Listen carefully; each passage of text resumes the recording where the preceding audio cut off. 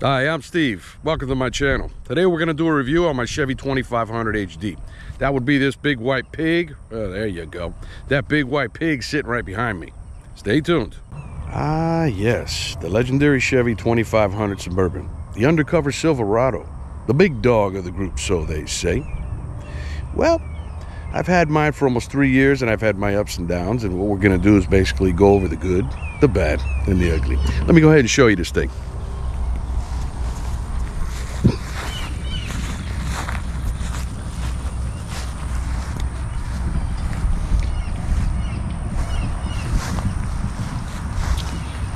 It's a 2007.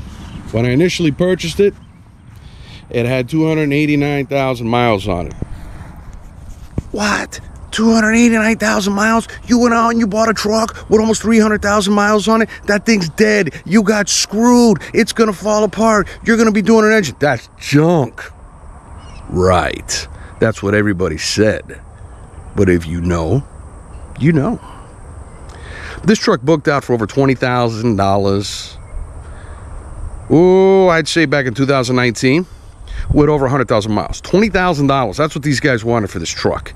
This truck, with the mileage it has, I scored this truck for $5 grand. $5 grand plus freight. I'm in it for 5,700 bucks. That's it. Oh yeah, and did I mention there was nothing wrong with it when I bought it? Had high mileage. But people are always scared of high mileage. Drives down the values, etc., etc. But don't be too shy when it comes to that kind of stuff, especially when you're talking about Chevy and their engines. Those push-rod engines, everything's off that small block, so they last. Let's continue. This is owned by a railroad company out of Virginia, and let me show you. Yeah. Clean title. Straight body for the most part. Has it seen better days? Of course it's seen better days.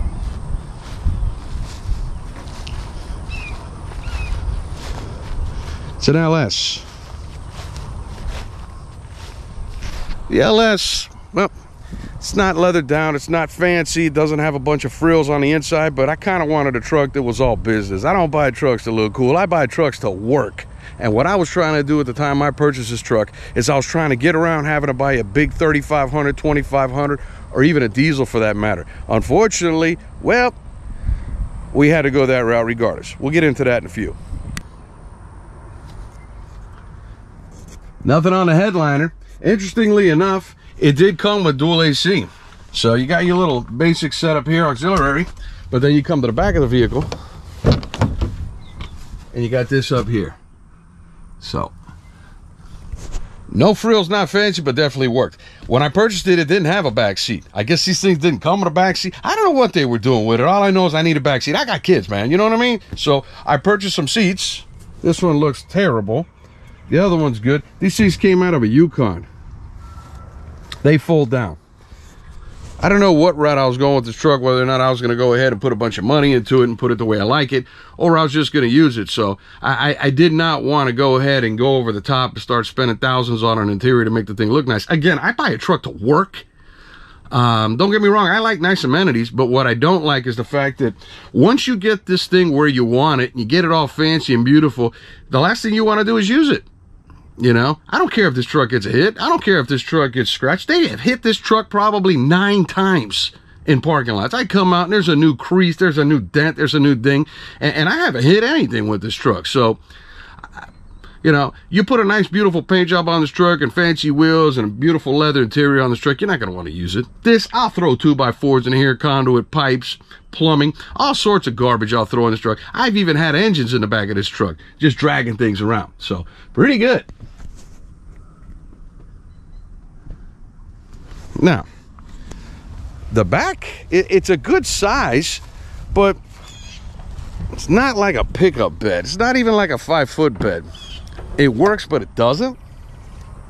I have shoved pallets in here before with cinder blocks on them. Got away with that. You know, the other thing about the HD is that not only do you have the 8-lug suspension and supposedly the bigger brakes, but you also have leaf springs. See?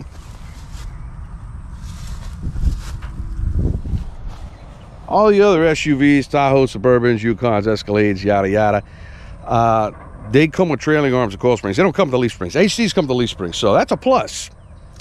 The other thing that is not so much a plus is the fact that it does not come on an HD frame. Now, if you look closely, look at the size of that frame. It's the size of about a 1500 frame. It's not really an HD frame, like I was saying before. I actually know a guy that was working on a project, and he was going to put a big diesel engine in it, make it nasty, and his brakes, I should say, as far as not doing that project, came down to that frame. Said basically the frame couldn't hold it. Frame could not hold. They will twist up if you throw a diesel drivetrain in this thing and you put it on boost. So that's why you don't see too many of those diesel conversions going on, and a lot of these people won't even talk about it. But you would think, you know, the answer to the Excursion would be that Suburban diesel conversion, but I believe that's the main reason that's not getting done. But this thing nonetheless worked out well. Vinyl in the back, a lot of plastics. Then it had this inverter. Not sure what they were doing with this. I don't know what kind of power tools they were running off the back of this thing, but I suppose they were doing something with it. Truck ran great. Truck's been running great. The only thing I don't care for is the fact that this truck gets 8 miles to the gallon. For my line of work, there are times that I have to idle in that truck, and I got to sit there and I got to do reports and different things. And the times I've done that, it has dropped down to about 7-8 miles to the gallon. I thought, well, I just can't idle. It's nasty. I actually gave this truck to my wife to drive for about 6 months, and she would sit in a car line to pick up the kids, and you know how that goes. 45 minutes, and the next thing I know, what I'm noticing is she's putting 30% of the mileage that I'm putting on my other truck, but yet we're spending the same in fuel because the thing idled so hard. It was so nasty. Idling, it was ridiculous. I mean, you could probably punch this thing and full throttle it on the highway, and it's going to eat about the same amount of gas as it would if you idled it. So unfortunately, I had to learn that the hard way. And with the pandemic and everything else going on, I do a lot more virtual out of my house, so I don't idle as much anymore. So I figured, well, that's going to save me on the fuel. So I drive around a bit, and again, it still averages 8 miles to the gallon. Oh, you need to change the plug. Yeah, I did that. Oh, you need to change the coil box. Yeah, I did that too. So it is what it is. The truck does weigh north of 6,000 pounds, and they're kind of piggish, which most people that have these 6 liters, they'll tell you just the same. And don't get me wrong, the thing's a workhorse. It's a 4x4. It's got 4 high, 4 low, and it's not a full-time, which is great. You can put it in, put it out, but again, the thing just kills it. And when it's in 4-wheel drive, it'll kill it. And when it's towing, it'll kill it. And I pulled some nasty things with this truck, but I will tell you, if you think you're going to get away with using this truck versus a diesel, you go ahead and forget about that, because I couldn't. I fought a 15,000 pound trailer, 12 to 15,000 pound trailer, just a lot moving this thing, not even taking it down the highway, just a lot moving it, and truck could barely do it. It was dying. I thought for sure I'd be breaking the transmission on this thing. So just didn't work out too well for me. So I had to get something a little bigger, a little nastier for some of the stuff that I do. And I did. I went out and I got an 8.1. That seemed to do pretty well, but even that didn't do too well. And then ultimately I had to just get into a diesel. I went ahead and got into another Duramax. So it's a good truck. It's a truck that's good for dragging a boat down to the boat ramp, things of that matter. I actually spoke to a guy who's got a 6 liter, and he dumps a 16,000 pound boat with his at the boat ramp, and he's totally comfortable with it, says it doesn't do any kind of struggling, but to each his own. Spare tire gets stuck. You want to drop that spare tire down, and you want to get it out, and you want to grease that whole setup, because when you least expect it and when you really need to get on it, you very well could have a problem. And that could be the difference between a $300 tow and 20 minutes of your time on the side of the road to get out of wherever you're at. They also have a lock on them, so make sure you have a key that actually matches that lock. A lot of these guys, they'll patch these older trucks together, and they took it off of another vehicle, they put it together, it looks good, and next thing you know, because you didn't check something as simple as that, you just screwed yourself big time. So make sure you get that covered. Yeah, it eats tires. It eats a lot of tires. It's heavy. You're not going to get around that. Obviously the basic maintenance on tires, rotations, alignments, air pressures, all that'll help, but it's still going to eat tires. It also currently has a draw. A little bit of a battery killer. It actually started up, I don't know, several months ago, where parked it, got up the next morning, battery was dead. There was only one problem. That battery was only a month old. So, it ain't the battery. Well, for the most part, it ain't the battery. You know, anything's possible. But nonetheless, it has some other kind of draw. Unfortunately, I've been real busy. I haven't had a chance to check it out. It's most likely the alternator. Alternator's charging good. Starter's starting right up. So, it's probably one of the two. This is a fleet truck, so it doesn't have a bunch of electronic amenities, so to speak. So, I don't know what's going on with it. Didn't do it before, but every night I disconnect the battery. One of these days.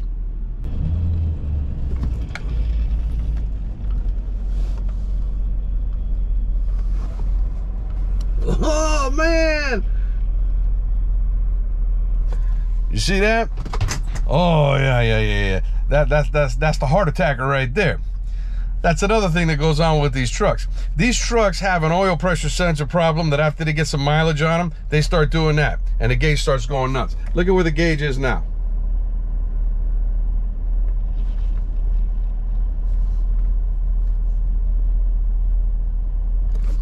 Oh, stop the engine. There's no oil pressure. Can you imagine that thing kicking on when you're on the highway pulling a big trailer? That's the last thing you need. They do that. Swap out the sensor. Listen for the engine. Make sure you have oil in it. If the engine's tapping and rattling, then you'll know. The other thing that goes on is they will have a small exhaust leak on the back. It's when it warms up, it goes away. So between the mystery light and between the mystery lifters, not too much to worry about, but definitely something to keep an eye on. I can't guarantee you that every time you hear a lifter tap, it's not a lifter. And I definitely can't guarantee you that every time you get an oil pressure light coming on that you don't have an oil pressure problem. Oh, there we go again. Check that out. Yeah. Oh, yeah. That's some of the stuff that goes on. Then, of course, we have this dash. Yeah. I hate to say it, but don't bother replacing the dash. They're pretty much the same as the previous generations. They're plastic, so what happens is you replace it, they get brittle, and they crack. You could go out and find a perfect one, put it in, spend all your time and money on it, and then the next thing you know, in 3 months, it's going to do the same thing.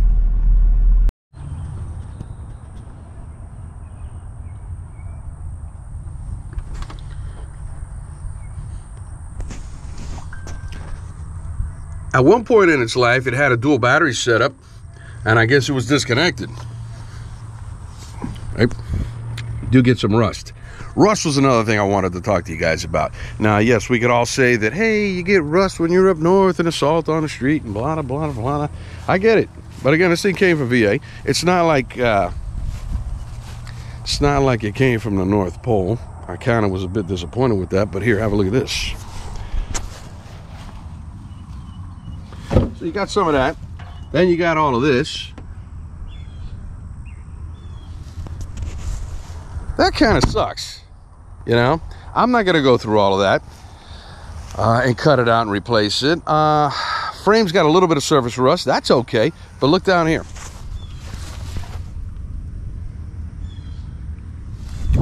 You want to watch for that. That section of this quarter panel down here, that's called the dog leg.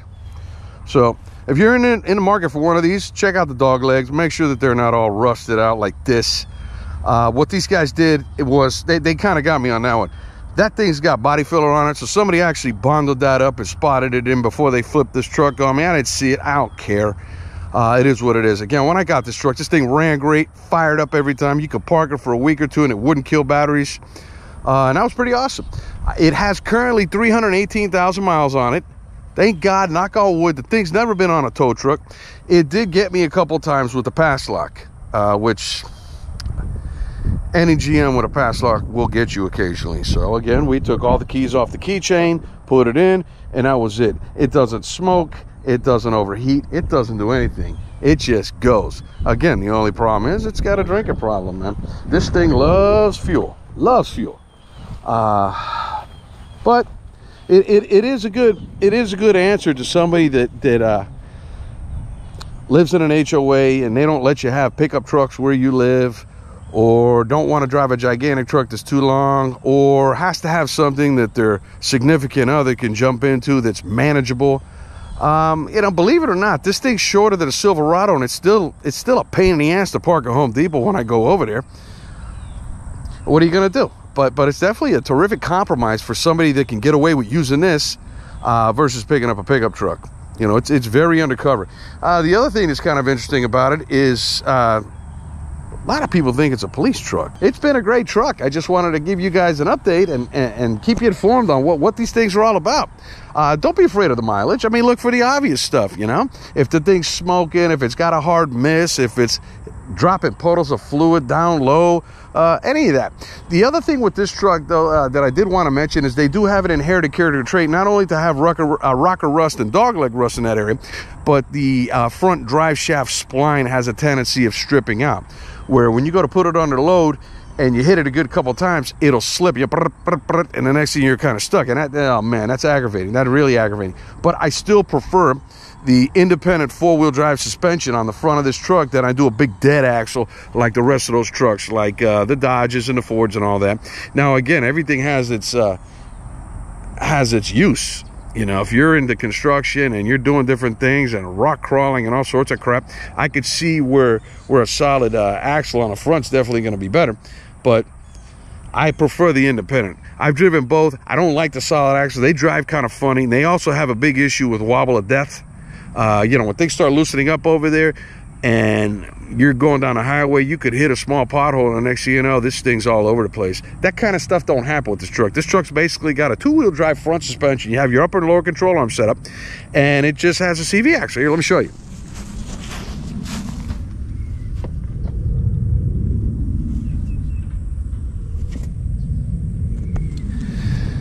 A lot more manageable. I'm not looking to make power, and I'm not looking to dominate with that four-wheel drive system. I'm looking for some traction control, you know. I get stuck in some wet grass and I need to kick it in four-wheel drive to get me out of there because I got some slippage. That's what I'm looking for. I'm at a boat ramp and the ramp's a little slippery and I'm trying to get my boat out.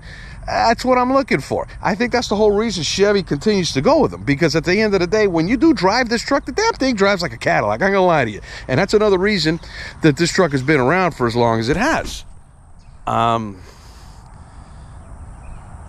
I don't like 8 miles to the gallon. Whether I can afford it or not is irrelevant. I don't like 8 miles to the gallon. It's wasteful.